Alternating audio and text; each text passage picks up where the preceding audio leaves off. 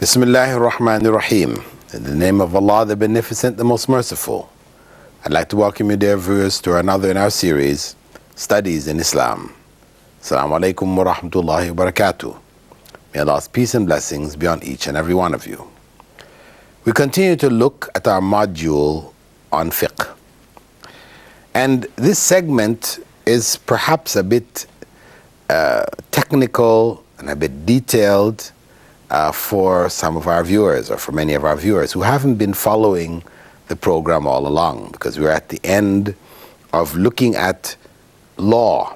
And of course, law and legal issues generally will be complicated. It's not, the average person is not able to delve into the intricacies of law and be able to apply them. That's why they have lawyers, they hire lawyers, etc., etc. So, not wanting to make this very complicated for you, dear viewers. However, those who are following this program as a course of study, it is important that you do understand these particular issues. And these are the issues related to differences which have occurred among the different scholars, which have to do with the schools of Islamic law and where they differed and why they differed. And in the last program, we were looking at, the last point we're looking at had to do with the resolution of textual conflicts, where we have two authentic hadiths, two authentic statements of the Prophet, may God's peace and blessing be upon him. One of them has one implication, another one has another implication. Well, there appears to be a conflict. How do we resolve them? What do we actually do? And the example which was given was one in which the Prophet, may God's peace and blessing be upon him, had said that one should not pray prayers, should not make any prayers after the formal prayer of Fajr until sunrise, or any prayers after the formal prayer of Asr, the afternoon prayer, until sunset. That was a general instruction. Then we also had another general instruction, in which the Prophet, may God's peace and blessing be upon him, that said, whenever any one of you enters a mosque, he or she should not sit down until they make 2 units of prayer. So that a person coming into the mosque, you've come in, you're bringing the world with you.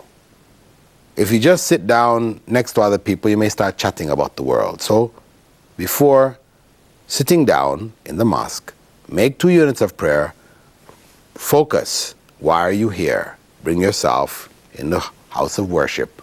Focus on worshiping God. Okay. Now, what do we do with these 2 hadiths? Abu Hanifa, he understood that the general ruling was the hadith which said whenever you enter a mosque, make 2 units of prayer before sitting down. That's the general ruling, wherever you are, whenever. However, if it happens to be after the formal prayer of Fajr or Asr, before sunrise, before sunset, then don't pray. You can pray all the other times, whenever you enter a mosque, but not these times. So he looked at the second hadith as being general, and the first hadith as being specific. That was the opinion of Abu Hanifa. The other scholars, the other 3 major scholars, Imam Malik, Shafi'i, and Ahmed ibn Hanbal, they took the opposite view. They said, the general hadith is no prayer after Fajr and after Asr until the rising of the sun, the setting of the sun. That's the general hadith. In general, no prayer. Right? That we don't get up and do any informal prayer which just comes from ourselves, voluntary prayers, general prayers. However, if there is a specific instruction prayer, then you pray after that time, Fajr, and after Asr. That's a specific instruction. If you have now entered a mosque at that time, pray. So they looked at the second hadith as being specific and the first hadith as being general. And naturally, this was a difference of opinion. Practically speaking, what did it mean for the Hanafi, person following the Hanafi school of law? Then if he enters a mosque and it is after the formal prayer has been done of Fajr, then he will sit down. If he is from the Shafi'i school or Hanbali or Maliki, he enters after formal prayers of Fajr or Asr, he will pray 2 units of prayer before sitting down. And of course, in terms of religion, I mean, it doesn't mean, you have now sinned, you've done this, you've done that. No, it's a minor point, but it's just an example. Of course, this could be a bigger point where the conflicts are on other more critical issues. But I'm just giving a small example of how hadiths, because both of these hadiths are found in Bukhari and Muslim, the 2 most authentic sources of Islamic law. So, conflict in these 2 texts, how were they resolved? This is just an example of it. Well, in the end, we have to look to see, because this is an interpretation, isn't it? Which one is general, which one is specific? We have to look to see, what did the Prophet do?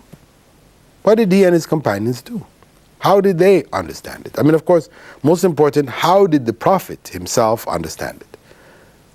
What did he do? Well, we have authentic narrations that after the prayer of Fajr, a man got up to pray. And the Prophet asked him, what are you doing? Because remember, he said, no prayers after the obligatory prayer of Fajr until the rising of the sun. So when the man got up to pray, he asked him, what are you doing? He said, O Messenger of Allah, I missed the 2 recommended voluntary prayers before the obligatory prayers. The 2 sunnahs of Fajr, I missed them. So I'm doing them now. And he said, okay. He gave him the okay. So what are we seeing here? That though in general you're not allowed to get up and pray, meaning you don't get up to pray from yourself. But if you have something which was missed, there's a specific instruction about it, then you do it. And we know Prophet Muhammad ﷺ had said that if a person oversleeps a prayer or forgets a prayer, he should pray it whenever he remembers it. Whenever he remembers it, he should pray it. So, if it were that he overslept and he came to the mosque after the formal prayer has been prayed, he can still go and pray it. He goes ahead and he prays it. And that's known, accepted. So it is where there is a reason, and instruction for that prayer, you go ahead and do it. But if there's no instruction or reason, it is just from yourself, you feel to make some prayers, then after Fajr, after Asr, you shouldn't. We also have the example that Prophet Muhammad, may God's peace and blessing be upon him, on one occasion, after Salatul Asr, when he went back home, he started to make some units of prayer. So his wife asked him, O Messenger of Allah, didn't you forbid us from praying after the compulsory prayers of Asr?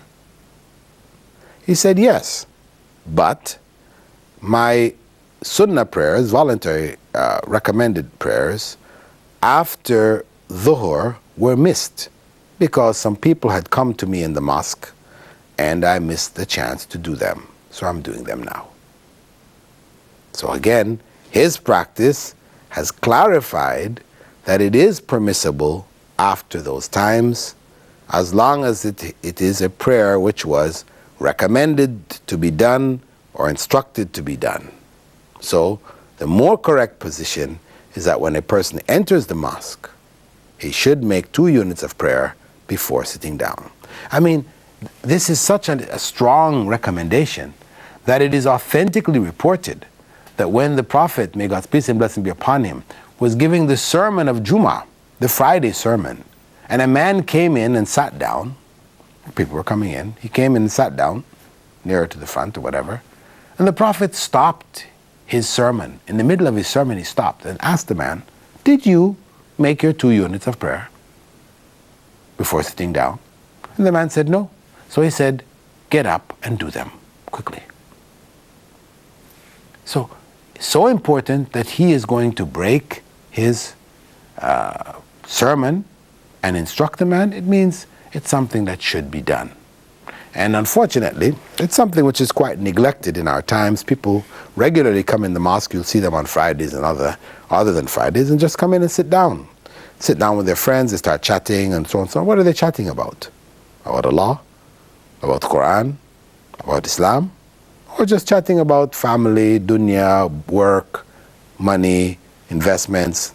You know, this is the danger of not praying before sitting to put oneself in the correct frame of mind. So the benefits of being in the mosque are lost. Anyway, we also have the third major area in which differences arose. And this had to do with some of the principles which were accepted by some of the scholars were not accepted by others. For example, we mentioned the 4 basic sources of Islamic law: the Quran, the Sunnah, Ijma', and Qiyas. We talked about it in general, that this was a generally accepted area. Now, Ijma' was a particular point. Ijma', the consensus of opinion of the Sahaba, scholars, Sahaba. In the case of Imam Ahmed, he did not accept Ijma' after the Sahaba as evidence. The principle of Ijma', the consensus of opinion of the Sahaba, he accepted. Fine. Ijma' could take place amongst them. Why? Because it was well known that the leading, the rulers of the Muslim state, the Khulafa Rashidun in those early years, they didn't allow the Sahaba to go traveling far from Mecca or Medina, because they wanted to keep them close to the centers in order that they would be able to pour out that storehouse of knowledge which they had, which could then be utilized for the governing of the Muslim state. So finding their consensus was quite easy. But now, after their time, where scholars now were scattered all over the realm, from Spain to India, from Turkey to Sudan, all over the Muslim world, to try to establish ijma' at that point, especially with communications being as they were, back then, 1,000 years ago, Imam Ahmed said, whoever claims consensus is a liar. That was the position he took. He would not accept consensus after the time of the Sahaba. Oh, the other scholars, they accepted it. They accepted what they would call ijma' sukuti, meaning that if nobody objected to this particular issue, then it was a unanimous non-objection. So that became the ijma'. But for Ahmed, he didn't accept this because he said, because the fact that you don't have a recorded objection doesn't mean there was no objection. Because the issue may not have been raised in those areas. So, this was a point. We also had, as we spoke about before, Imam Malik's position about the custom of the people of Medina, where he would accept it as an evidence. The other scholars said, no, we will not accept it as evidence. We also had Abu Hanifa. He had a principle called istihsan. And Imam Malik had a similar principle called istislah. But these were rejected by Imam Shafi'i as being too independent of the Quran, and reasoning, where the implications of the Quran and Sunnah Ijma' were left for what appeared to be the better choice. Because that's basically what istihsan means, istislah means, you have a ruling, an implied ruling from the Quran or the Sunnah, and its implication appears to be not in the best interest of the people, because a text may have a clear ruling and it may have an implied ruling. Are all implied rulings applicable? This was the question. So the scholars took different positions. Some said, well, if it's implied, we accept it, as we accept the obvious ruling. Others said, we have to look at the implied ruling. Sometimes that implied ruling is beneficial to the society, we can accept it. Other times it's not beneficial. It may even be harmful to the society. People can't function in this way according to it. So we won't accept it. And we'll go with something which is more applicable. This leaving aside the implied ruling and going to what is more applicable, this is what was referred to as istihsan and istislah. So, as we said, Abu Hanifa and Imam Malik accepted it, whereas Shafi'i, he rejected it. He would not accept it. Although he was himself obliged in the end to develop a principle which would allow for extracting other rulings where implied rulings didn't seem to be correct or very applicable. Imam Shafi'i, in terms of his own positions, he accepted the opinions of the Sahaba on legal matters, that their opinions should take precedence over all else. The opinion of the Sahabi. Whereas the other scholars, they said, well, they were human beings. They had opinions. We have opinions, etc. We will not, unless they're all gathered on an opinion, that's another situation.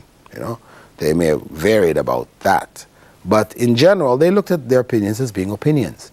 They were not obliged to accept their opinions. Whereas Imam Shafi'i took the position that the opinions of the Sahaba should be given precedence over the opinions of all others, giving special status to the Sahaba, the companions of the Prophet. May God's peace and blessing be upon him. And so we can see with these kind of differences, the scholars ended up with different rulings, took different positions. There is a fourth major area, which is actually quite detailed and very difficult to go into in such a program. I'll just mention it. It's the area of qiyas itself, which is a reasoned area having to do with deduction of laws by analogy. And of course, how one sets the principles for that deduction varies from scholar to scholar, and so you find probably this is the area of the biggest differences among the scholars. Deduction of laws by analogy. With that, dear viewers, we'd like to thank you for being with us in this segment of our program, Studies in Islam. And we hope that you continue to follow the program throughout the year. We are doing it based on a book which I've put together called The Foundation of Islamic Studies. This book is available at Dar al-Fatah Press in Sharjah. And this course is also being taught at Preston University in the Islamic Studies Department, which I set up a year ago. And it is known as Islamic Studies or Islamic Fundamentals 2. Anyway, we'd like to thank you for being with us, and we hope that you'll follow the program throughout the year. Assalamu alaikum wa rahmatullahi wa barakatuh.